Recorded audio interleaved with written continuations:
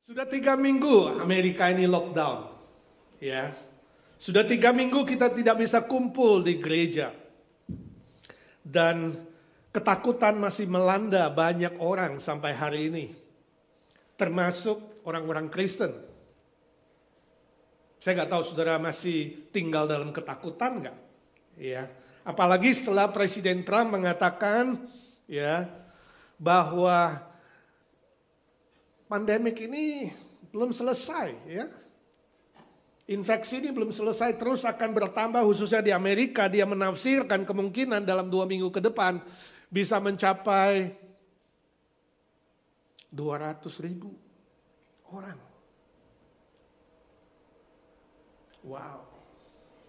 Mendengar berita seperti ini saudara tambah takut gak? Tambah was-was gak? Tambah waspada gak? Bahwa sesuatu yang buruk dikatakan akan terjadi lagi, walaupun belum terjadi.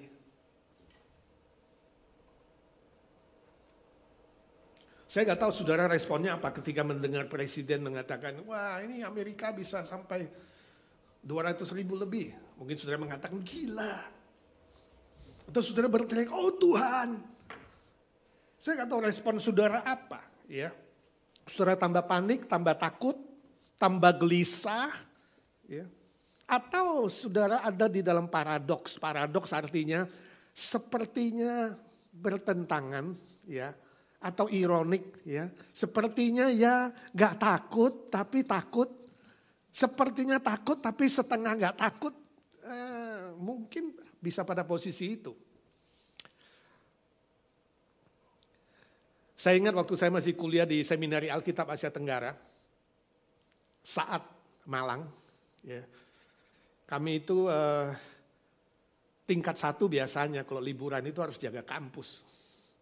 Dan ada cerita yang cukup lucu, karena dikatakan di asrama wanita itu suka ada setan yang mengganggu. Ya, mahasiswa yang tinggal di situ kalau sendirian, kesepian itu ketakutan. Ya, kadang-kadang katanya pintunya bunyi, kadang-kadang katanya ada suara lagu, kadang-kadang ada suara air di kamar mandi. Seringkali was-was. Nah, diceritakan suatu kali, ya, tiba-tiba ada seorang mahasiswa wanita lari dengan kencang turun dari loteng lantai 2 ke lantai 1 sambil berteriak. Dia lari kencang mengatakan, saya tidak takut, saya tidak takut. Ketika ditanya, kenapa tidak takut apa? Ada setan tapi saya tidak takut. Tidak takut tapi lari. Saya nggak tahu apakah saudara saat ini dalam posisi seperti itu. Orang paradoks, orang yang ironik, kelihatan takut tapi tidak. Tapi sebenarnya juga takut dan tinggal di dalam ketakutan. Konflik antara perasaan dan pikiran dan tindakan. Itu bisa terjadi, saudara. Ya, saya sharing di persekutuan rumah tangga bahwa orang yang takut itu normal. Normal karena bahaya sudah di depan kita. Kita takut itu wajar karena memang ada pandemik ini. Ada virus yang memang belum bisa ditaklukkan. Wajar. Manusia boleh takut. Tapi kalau saudara terus-terusan tinggal di dalam ketakutan, itu menjadi tidak normal. Terus-terusan tinggal dan menetap di dalam ketakutan itu, artinya ketakutan itu menguasai saudara, itu jadi tidak normal. Itu tidak sehat. Secara fisik tidak sehat, saudara tidurnya gak nyenyak, makannya tidak berselera, ya, olahraga juga tidak, ya dan tidak. Ya. Banyak orang tinggal di rumah sekarang katanya tambah gak bener shape-nya, bentuk tubuhnya dan kesehatannya. Ya. Secara fisik itu tambah lemah kalau saudara tinggal dalam ketakutan. Bikin paranoid. Ya. Takut inilah, takut itu, mau makan takut lah, ini delivery gimana, udah dicuci belum? Hah? Ini makan gimana, sudah begini belum, sudah begitu belum. Saudara paranoid. Secara mental juga tidak sehat. Ya. Secara emosi, secara perasaan tidak stabil, ya, senewen, stres, depresi, takut mati, ya, takut sakit, malah hal sedemikian bisa membuat cepat mati. Atau secara spiritual juga tidak sehat. Relasi dengan Tuhan jadi terputus. Doa rasanya bosen, itu aja ya doa aja tiap hari. Ya, hubungan dengan Tuhan, ngobrol dengan Tuhan itu menjadi tidak normal, tidak sehat. Sebab saudara tinggal di dalam ketakutan. Relasi dengan Tuhan tidak beres, relasi dengan manusia, dengan teman, dengan keluarga, semua jadi hambar, jadi menakutkan, jadi tidak ada gairah. Itu abnormal, itu tidak sehat sama sekali. Itu sebabnya saudara pagi ini saya ingin bertanya satu pertanyaan. Kalau ada satu kata yang bisa menaklukkan ketakutan di dalam pikiranmu, dalam jiwamu, dalam hidupmu. Saya tanya, kata apa itu? Coba pikir dalam perbendaharaan kata yang ada di dalam pikiranmu. Adakah satu kata yang bisa mengalahkan kata ketakutan itu? Saya usulkan jawabannya. Jawaban yang benar kata itu adalah Yesus. Yesus. Satu-satunya kata yang terpenting, satu-satunya kata yang paling utama yang bisa mengalahkan ketakutan. Itu sebabnya pagi hari ini melalui khotbah ini saya ingin men-sharingkan 5 langkah menaklukkan ketakutan yang saya desain dari akronim nama Yesus. Dari 5 huruf ini, kata yang terpenting Yesus, kita akan belajar 5 langkah yang bisa menolong saudara mengalahkan ketakutan. Menolong saudara tidak tinggal di dalam ketakutan itu. Yang pertama adalah huruf Y, ya, yakin pada pemeliharaan Tuhan. Y, yakin pada pemeliharaan Tuhan. Saya ambil ayatnya dari 1 Petrus 5 ayat 7, mari kita baca bersama-sama. 1, 2, 3. Serahkanlah segala kekhawatiranmu kepadanya. Sebab dia, yaitu Tuhan, yang memelihara kamu. Saudara, ayat ini ditulis oleh Rasul Petrus di abad pertama. Jemaat mula-mula mengalami penganiayaan. Ya, mengalami pengejaran dari orang-orang yang membenci kekristenan.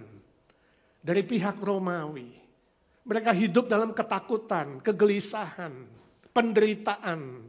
Dan kemudian Rasul Petrus menuliskan ayat ini. Kalau saudara pulang baca baik-baik, konteksnya dia menggambarkan Tuhan kita adalah gembala yang agung. Gembala agung yang memelihara. Yang tidak pernah akan meninggalkan domba-dombanya, akan menjaga secara pasti. Itu sebabnya dia katakan, serahkan segala kekhawatiranmu, ketakutanmu kepada dia, gembala yang agung. Kepada Tuhan, sebab dia yang memelihara kamu. Pemeliharaan Tuhan Yesus gembala yang agung lebih besar dari semua kuasa yang ada di muka bumi ini. Lebih besar dan lebih berkuasa dari masalah apapun di muka bumi ini, termasuk ancaman COVID-19. Saudara, ketakutan itu ibarat kuasa.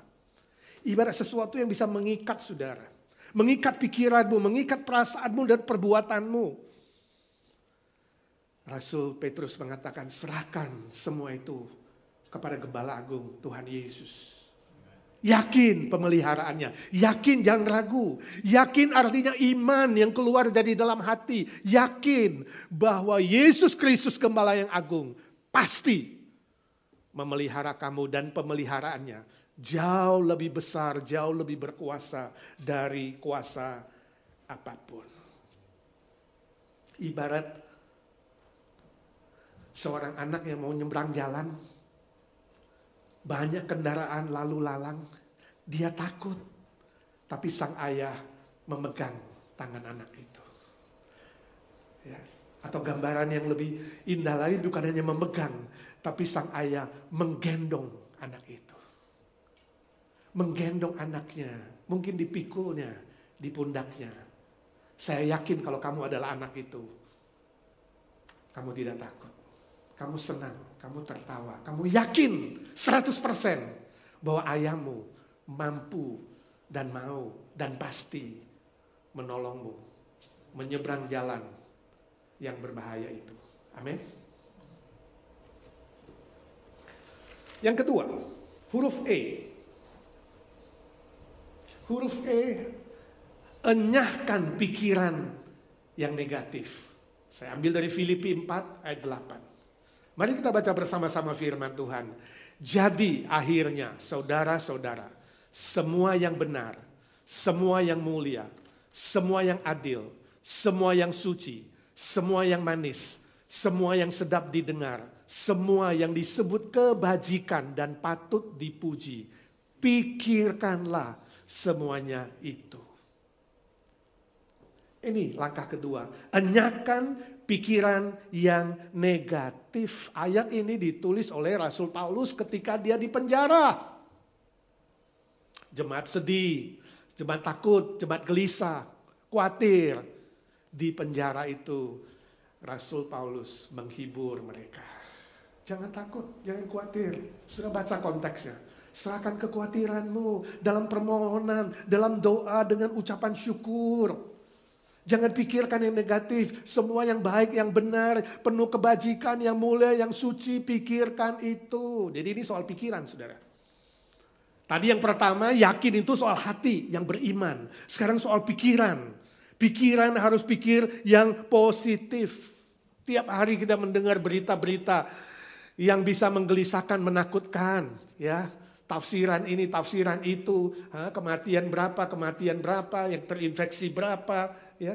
Berbagai macam, di TV, di medsos, di FB saudara, di WhatsApp saudara, di YouTube. Sadar atau tidak sadar, semua berita-berita yang saudara konsumsi lewat telinga, lewat mata, ya, lewat medsos saudara, menambah kepanikan dan ketakutan. Ada juga saudara yang habis baca kemudian rajin langsung bagi ke orang lain. Share, ikut membagikan ketakutan dan kepanikan. Saudara, saya yakin saudara tidak bisa melarang teman-temanmu atau berita di TV atau siapa saja yang memberikan berita yang negatif. Kamu gak bisa melarang dia, kamu gak bisa menutup mulut orang. Tapi engkau bisa melarang pikiran negatif itu masuk ke pikiranmu. Bisa tidak mengizinkan itu masuk ke dalam pikiranmu. Itu sebabnya langkah kedua adalah enyahkan, buang, usir semua yang negatif dari pikiran saudara. Saya kasih contoh. Saya memegang selembar kertas yang putih. Saya mau tanya saudara, apa yang saudara lihat di kertas ini? Kebanyakan saudara akan menjawab satu titik hitam, bukan? Kebanyakan orang hanya akan melihat sebuah titik hitam. Hanya sebagian kecil orang akan melihat satu titik hitam dan sebidang penuh warna putih. Kalau hari ini saya tanya saudara dan jawaban saudara hanya setitik hitam, saudara mungkin sekali jadi orang yang negatif. Tapi kalau saudara bisa melihat bidang yang putih, itu positif, itu lebih besar. Bidang yang putih lebih besar dari satu titik hitam. Tapi kenapa manusia lebih cenderung melihat yang satu titik itu?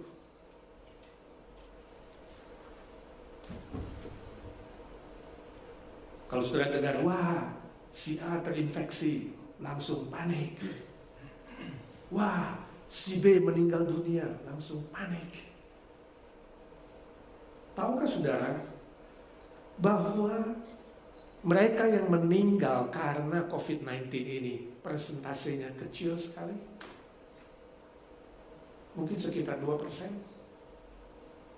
Ya.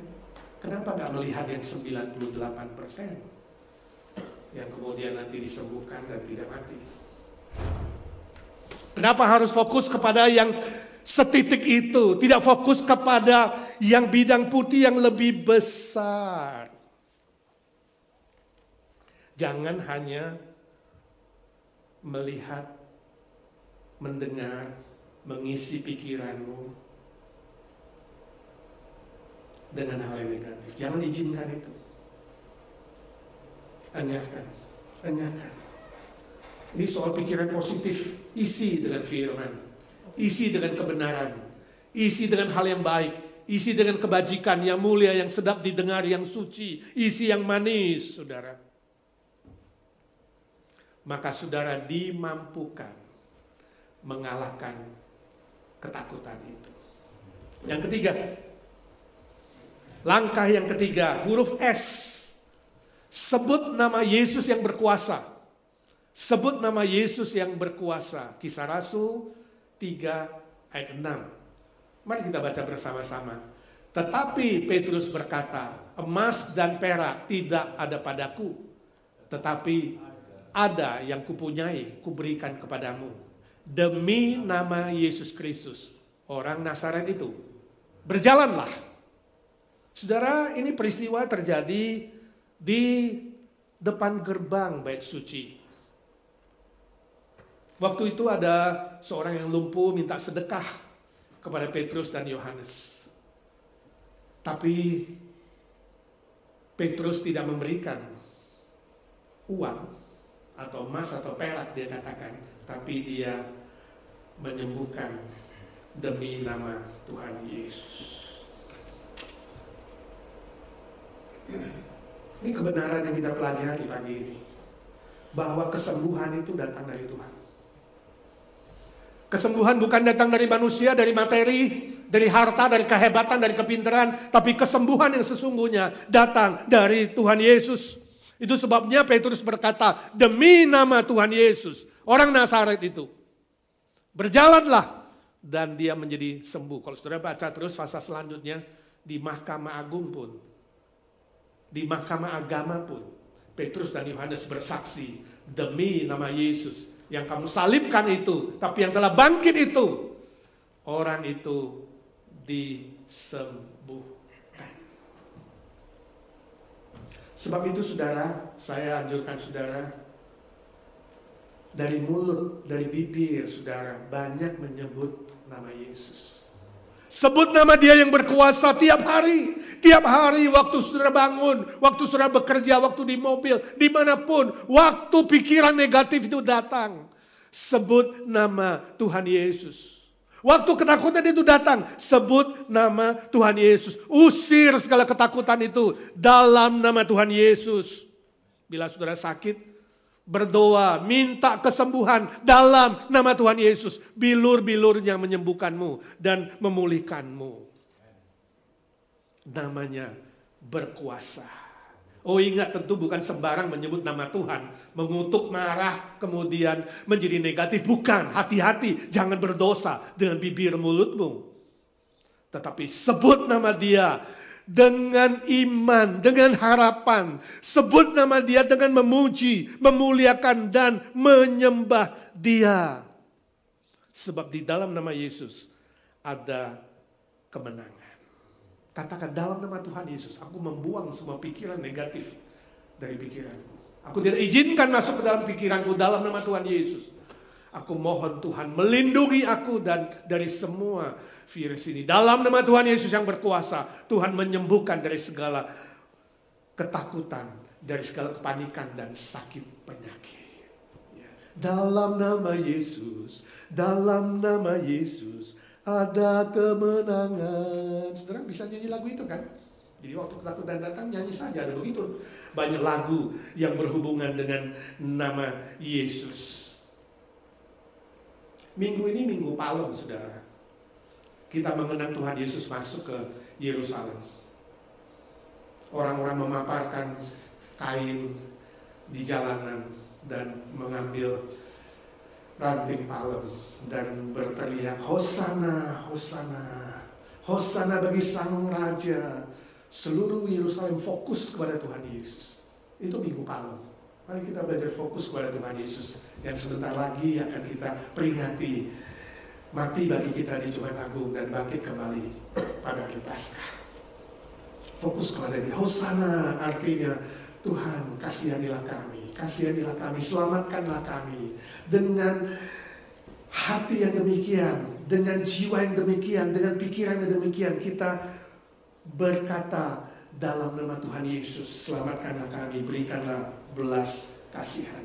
Stop menyebutkan hal-hal yang negatif, stop menyebutkan corona. Pabrik bir corona pun tutup sekarang. Stop menyebutkan hal-hal yang membuatmu tambah panik. Atau soal virus, soal kematian, soal ini dan itu. Stop semua itu. Sebut nama Tuhan Yesus. Kalau satu hari rata-rata manusia mengucapkan 10.000 sampai 12.000 kata, izinkan saya tanya. Kalau satu hari kamu menyebutkan 10.000 sampai 12.000 kata, berapa kali nama Yesus yang keluar dari mulutmu? Ini menjadi pertanyaan. Ini menjadi sebuah tantangan bagaimana kamu membangun hubungan dengan Tuhan Yesus selama ini.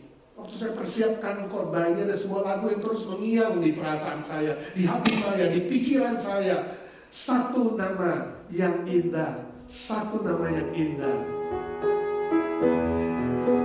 Lagu yang indah. Saya harap lagu ini memberkati saudara waktu saudara sedih, takut, dan panik.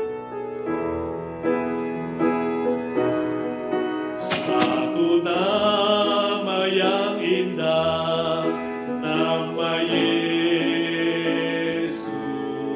Satu nama yang indah dari surga mulia. Bimbang takut diusirnya, hati susah dihiburnya. Nama Yesus yang indah, yang ku cinta. Mari sama-sama kita nyanyikan. Satu nama yang indah, nama Yesus. Satu nama yang indah dari surga mulia. Bimbang takut diusirnya, hati susah dihiburnya. Nama Yesus yang indah, yang ku cinta. Saya harap lagu ini memberkati saudara. Saudara bisa belajar menghafal. Atau lagu-lagu lain yang saudara bisa hafal dalam nama Yesus. Dalam nama Yesus ada kemenangan, ya kan? Ketakutan dikalahkan. Saudara bisa berdoa itu juga. Namanya Yesus. Nyanyi lagu itu. Waktu saudara mulai ketakutan atau pergi bekerja di mobil, waduh gimana nih, harus pakai penutup mulut apa enggak, harus pakai masker apa tidak ya, dan lain sebagainya. Nyanyi saja. Nama Yesus saudara tinggikan, saudara sembah, kuasanya melindungi saudara. Namanya Yesus, namanya Yesus, nama Yesus yang menghibur hatiku. Amin. Yes. Namanya Yesus. Namanya Yesus. Nama Yesus yang menghibur hatiku. Ya. Atau waktu saudara doa, Yesus, Yesus dengar doaku. Oke, mulai hari ini ingat.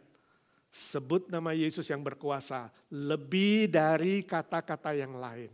Nyanyi, sembah, dan puji Dia. Nomor 4, langkah yang keempat mengalahkan ketakutan. Huruf U. Ujilah tujuan hidupmu. Ujilah tujuan hidupmu. Kita baca dari 1 Korintus 10 ayat 31. 1, 2, 3. Aku menjawab, jika engkau makan atau jika engkau minum, atau jika engkau melakukan sesuatu yang lain, lakukanlah semuanya itu untuk kemuliaan Allah.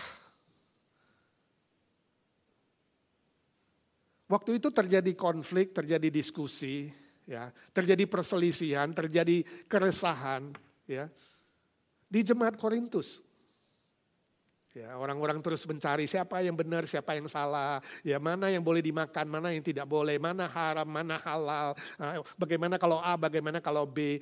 Konflik-konflik itu kemudian membuat Rasul Paulus menuliskan surat dan mengingatkan mereka. Hei saudaraku, yang penting pikirkan, ujilah tujuan hidupmu.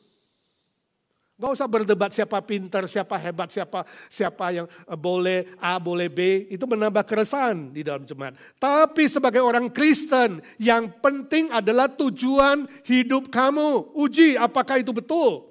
Ingat apapun yang kamu lakukan.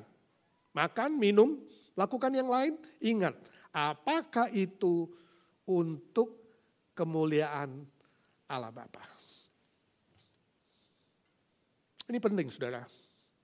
Ini langkah keempat menaklukkan ketakutanmu. Ujilah tujuan hidupmu. Izinkan saya tanya, apa tujuan hidupmu? Ya, sungguhkah tujuan hidupmu sudah memuliakan Bapa di sorga selama ini? Kalau Tuhan memberimu hidup lebih panjang. Oh, lewat virus ini. Lewat bencana ini saudara tetap panjang umur dan sehat. Ditambahkan 10 tahun, 20 tahun. Andaikan Tuhan kasih kamu 30 tahun lagi. Permisi tanya, apa tujuanmu hidup di dunia ini? Uji, cek, periksa. Ya, renungkan kembali, pikirkan kembali. Saudara hidup untuk apa? Hidup untuk makan, makan untuk hidup? Duniawi. Apa tujuanmu hidup di dunia ini? Oh, cari makan Pak, menghidupi keluarga Pak. Oh, supaya hidupnya lebih nyaman. Oh, supaya saya bisa memiliki apapun yang saya mau. Oh, saya ingin pensiun nanti dengan memiliki segala sesuatu gak miskin. Paling tidak saya ada saving, ada uang yang cukup. Oh Pak, saya ingin nama saya lebih terkenal. Saya ingin saya lebih bisa ya connect dengan sosial lah dalam masa teknologi canggih ini. Ya, saya ingin lebih kelimpahan. Saudara ingin apa? Tujuan hidupmu apa? Bila tujuan hidup saudara sama seperti yang saya sebutkan tadi, permisi tanya, apa bedanya dengan orang kafir? Apa bedanya dengan orang dunia yang lain? Apa bedanya? Tidak ada, bukan? Kalau Tuhan hari ini bertanya kepadamu, coba katakan, apa yang mau kau lakukan kalau aku tambahkan hidupmu 10 tahun lagi atau 20 tahun lagi. Jadi saudara melihat tadi keyakinan pemeliharaan Tuhan itu soal hati. Ya. Enyakan hal yang negatif itu soal pikiran, isi dengan firman dan hal-hal yang positif. Sebutkan nama Tuhan Yesus itu adalah bibir mulutmu dan kini adalah perbuatanmu, kesaksian hidupmu. Tingkah lakumu harus memuliakan Bapa di sorga. Kalau tujuan hidupmu tidak jelas saudara, engkau hidup dalam ketakutan, kekhawatiran. Khawatir A, khawatir B, banyak hal yang kamu khawatirkan. Tapi kalau tujuan hidupmu jelas, kamu mantap. Kamu bersuka cita, kamu bersyukur. Kamu tahu apa yang kamu lakukan, kamu planning hidupmu dengan baik. Dan semua tingkah lakumu ada sebuah fokus untuk mendatangkan kemuliaan bagi Bapa di sorga. Yang hasilnya adalah nilai-nilai yang kekal. Izinkan saya tanya. Dalam masa bencana dan ancaman pandemik ini, Tuhan berjanji memeliharamu dan akan menyelamatkanmu atau menyembuhkanmu. Maukah engkau kemudian berkata, Tuhan, ini responku. Aku mau lebih memuliakan Bapa di sorga. Aku mau lebih memuliakan Tuhan. Aku mau terlibat dalam pekerjaan Tuhan yang mendatangkan nilai-nilai kekal. Aku mau setia dalam tugas tanggung jawab yang engkau berikan kepadaku. Amin. Yang terakhir, nomor 5, langkah kelima, huruf S. Huruf S, nomor 5, sirami jiwamu dengan kasih setia Tuhan. Saya ambil dari Ratapan, kitab Ratapan 3, 22 sampai 23. Mari kita bersama-sama membaca firman Tuhan. Tak berkesudahan kasih setia Tuhan. Tak habis-habisnya rahmatnya. Selalu baru tiap pagi. Besar kesetiaanmu. Ratapan 3, 22 sampai 23. Tema besar dari kitab Ratapan pasal 3 ya, atau dari seluruh Ratapan sebenarnya di ayat ini. Besar kasih setiamu Tuhan, besar kasih setiamu Tuhan, selalu baru setiap pagi. Ya, dari ayat ini telah dikarang begitu banyak lagu yang indah tentang kasih setia Tuhan. Waktu itu orang Israel, umat Tuhan memberontak kepada Allah. Tuhan izinkan mereka dikalahkan oleh banyak bangsa di Timur Tengah termasuk Babylon yang kuat. Mereka sedih, mereka gelisah, mereka takut, mereka gentar. Kapan bisa kembali lagi, kapan dipulihkan. Mereka menangis, Nabi Yeremia ikut meratap. Hasilnya adalah kitab Ratapan. Dan di dalam izin Tuhan mereka dijajah dan dianiaya itu. Datanglah janji Tuhan ini.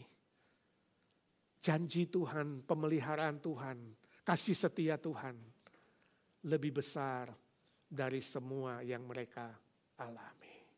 Besar kasih setiamu Tuhan, selalu baru setiap pagi.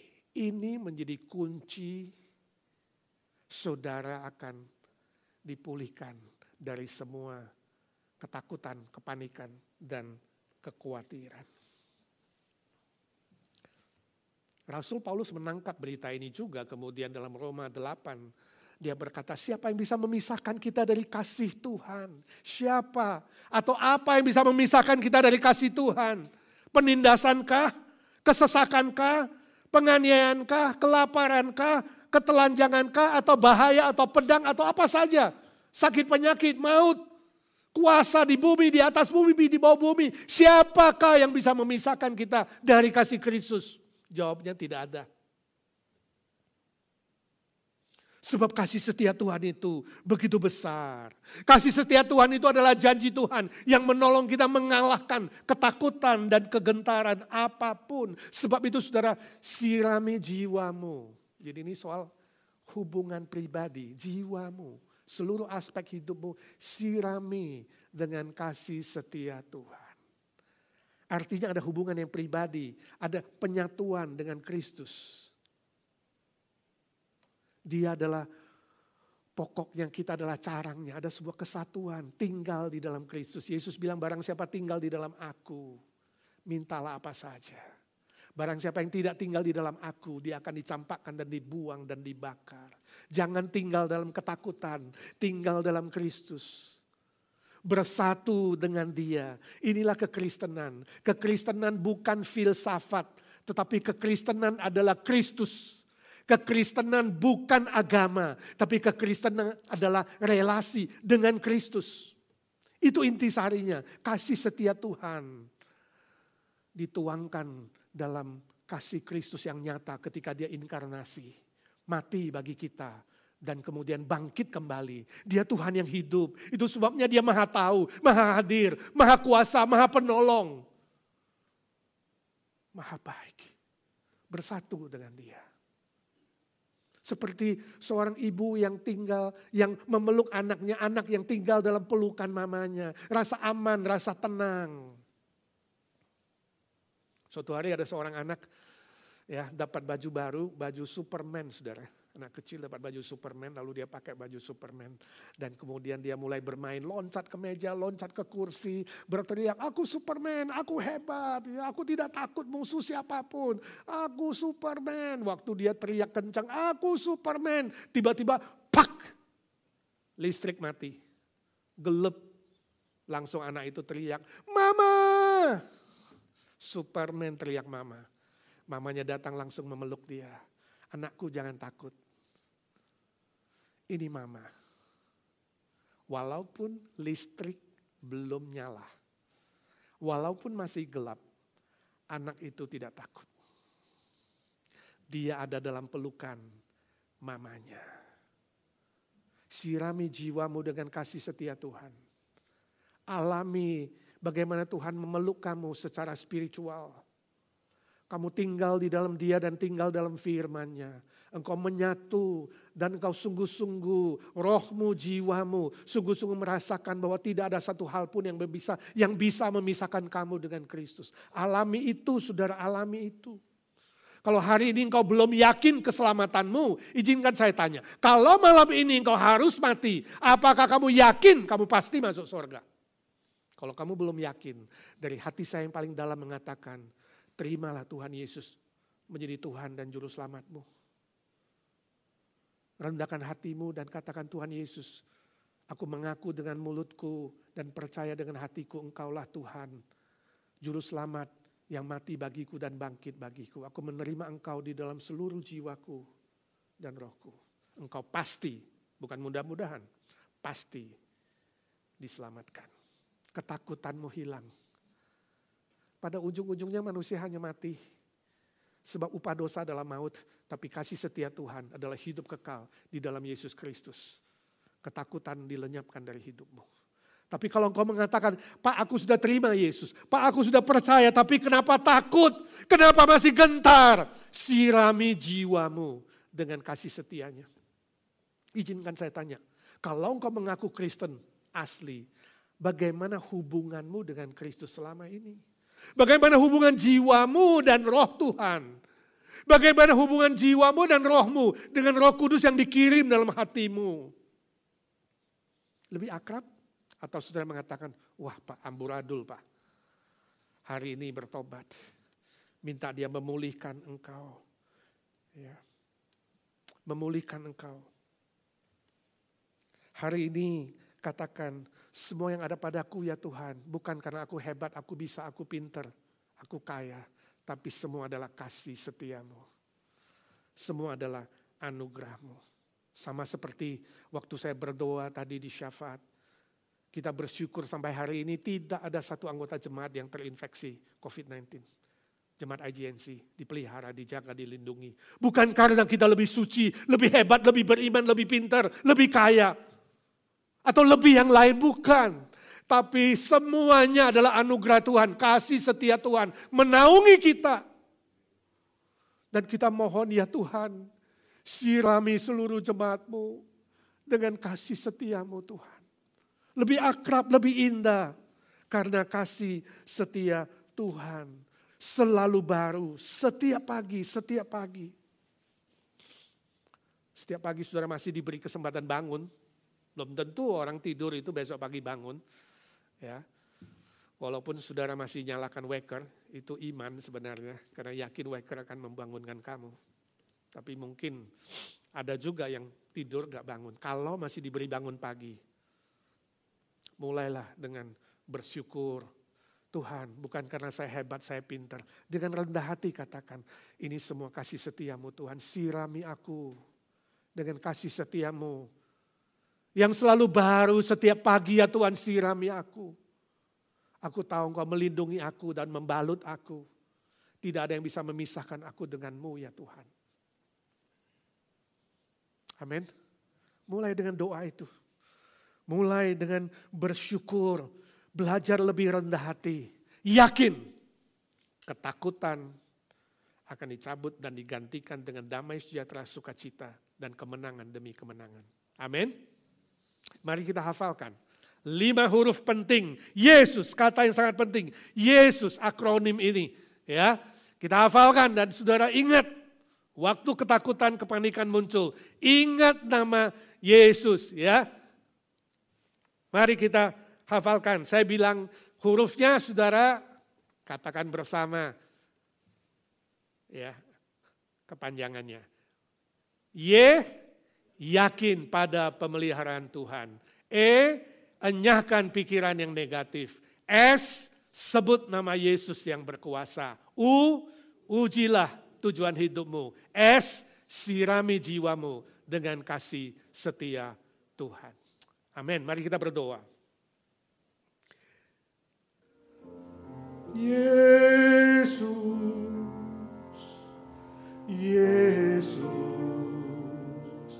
Dengar doaku, janganlah Tuhan